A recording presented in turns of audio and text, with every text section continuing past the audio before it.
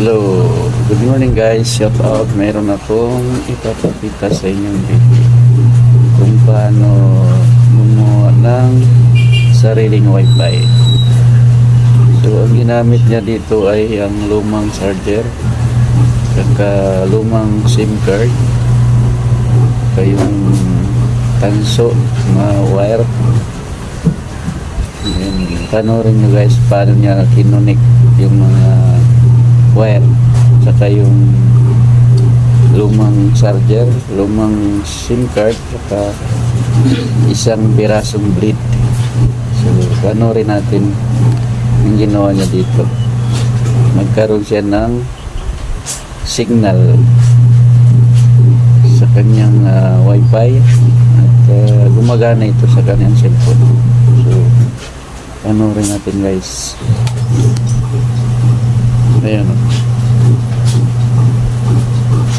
kailangan niya dito ng soldering iron yan para masolda at maganda yung pagkakakonek ng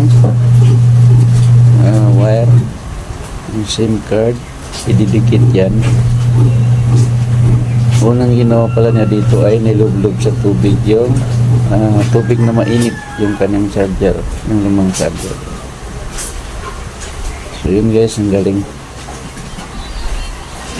Magkakaroon ng signal yan at hindi na niya kailangan magpa-load.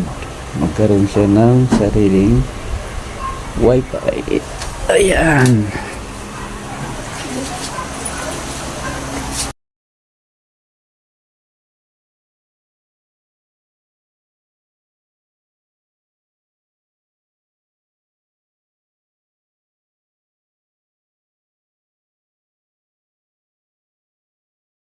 Pow!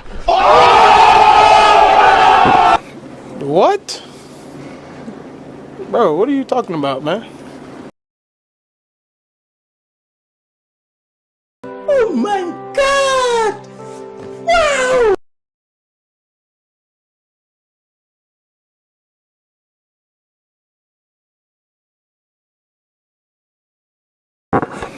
What? Bro, what are you talking about, man?